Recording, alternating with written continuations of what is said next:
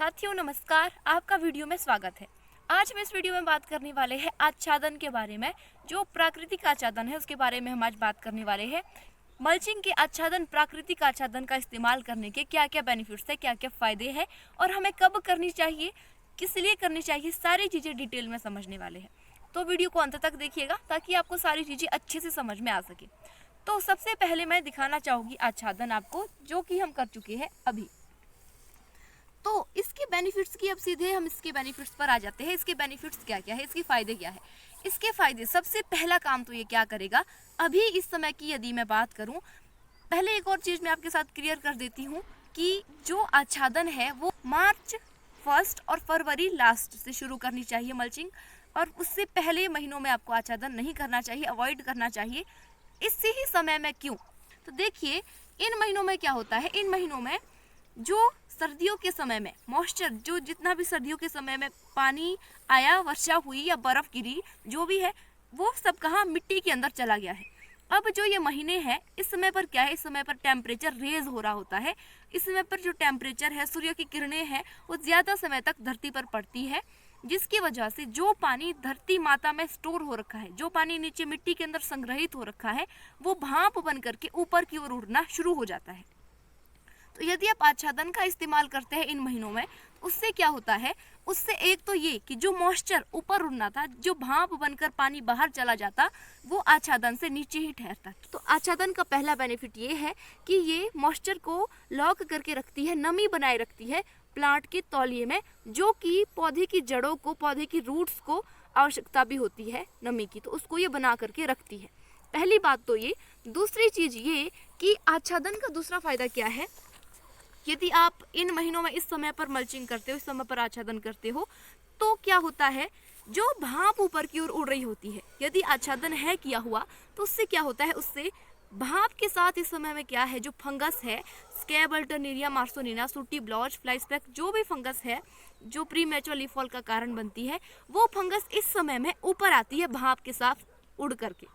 क्योंकि जो फंगस है वो चल नहीं सकती है, उड़ नहीं सकती है, तो उसके पास भाप एक जरिया है। जो फंगस के स्पोर्स है, जो फंगस के बीज है, कण है, वो हल्के होते हैं भाप से भी, इसलिए जब भाप ऊपर की ओर उड़ रही होती है तो वो उसके साथ ऊपर की ओर तैरना शुरू हो जाते हैं, भाप के साथ वो ऊपर की ओर आते हैं। और जैसा कि आप यहाँ पर देख भी पा रहे हैं, इस पर छोटे छोटे से पत्ते भी बन चुके हैं, यहाँ पर आप देख पा रहे हैं। तो वो भाप के साथ ऊपर आते हैं और इन पत्तों के निचली ओर को चिपक जाते हैं फंगस के स्पोर्स, और इसके बाद से यहाँ पर, जब यहाँ पर वो एक बार पहुँच गए, यहाँ से आगे अपना काम वो खुद ही शुरू कर देते हैं।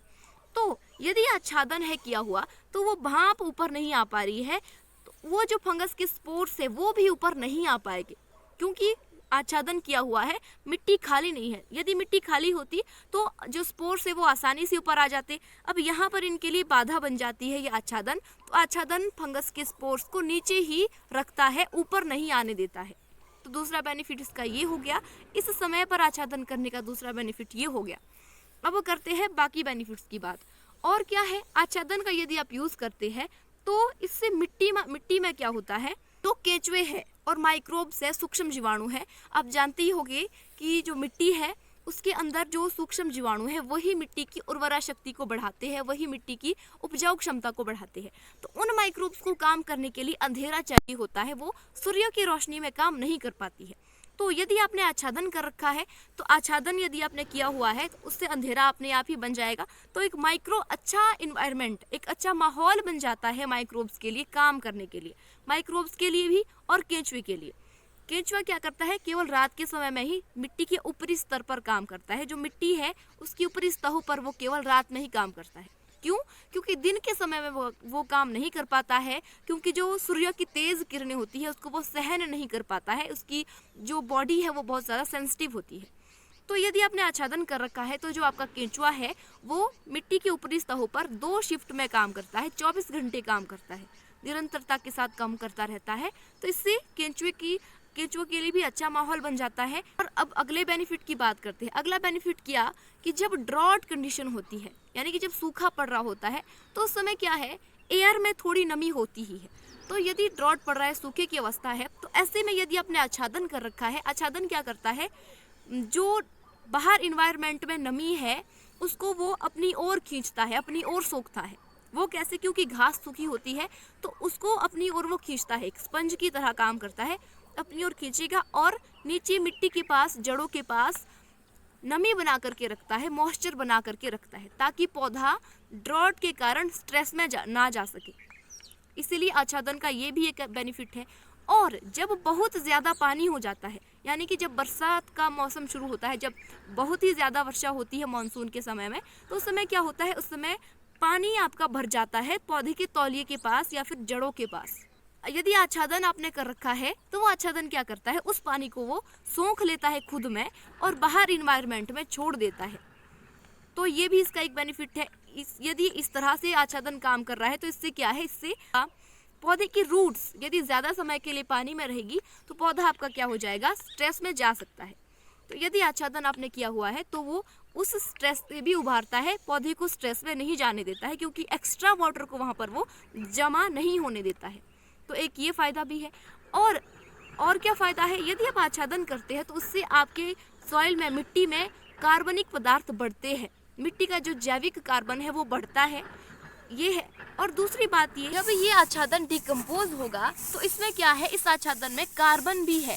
ये जब डिकम्पोज होगा तो इसके पास कार्बन भी है।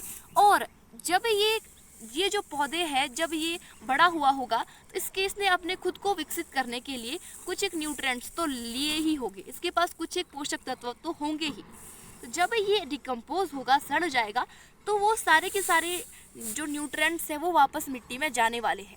यानी कि आपकी जो ये पौधा है इसकी रूट्स को ये न्यूट्रिएंट्स मिलने वाले हैं जो इसके पास में है जब ये डिकम्पोज होगा।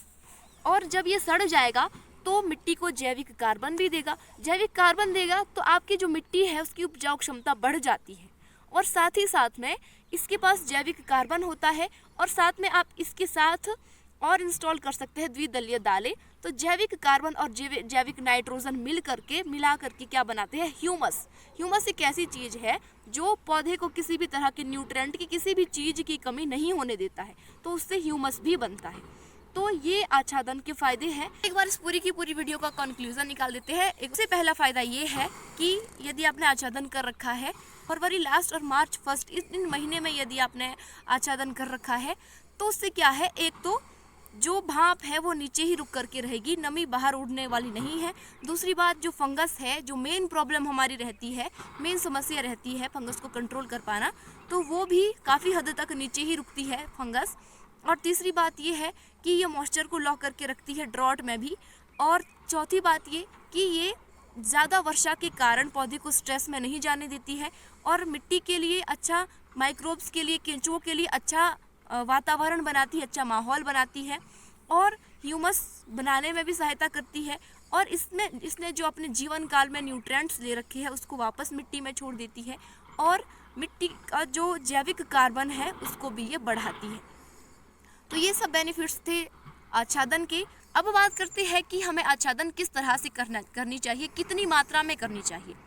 तो यदि मैं बात करूँ आच्छादन की, तो आपको 4 इंच से शुरू करनी है और 6 इंच से, आपको 4 इंच से कम नहीं करनी है और 6 इंच से ज़्यादा नहीं करनी है।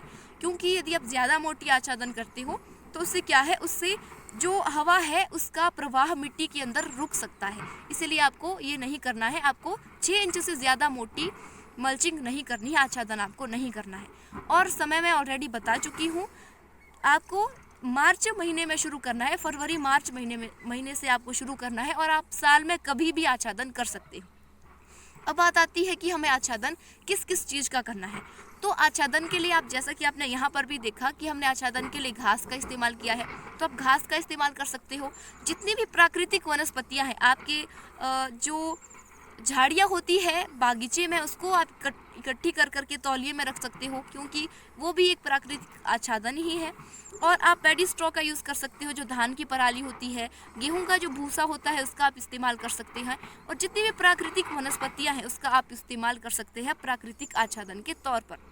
तो ये थी आज की वीडियो आच्छादन पर। उम्मीद करती हूँ कि आपको ये वीडियो ज़रूर अच्छी लगी हो, ज़रूर पसंद आई हो। तो एक शेयर तो बनता ही है इस वीडियो के लिए, इस वीडियो को ज़रूर शेयर कीजिएगा। और यदि आप मेरे फेसबुक पेज पर नए हो तो पेज को फॉलो करके जाइएगा। आपसे होगी मुलाकात ऐसी ही किसी नई वीडियो में, तब तक के लिए नमस्कार, धन्यवाद।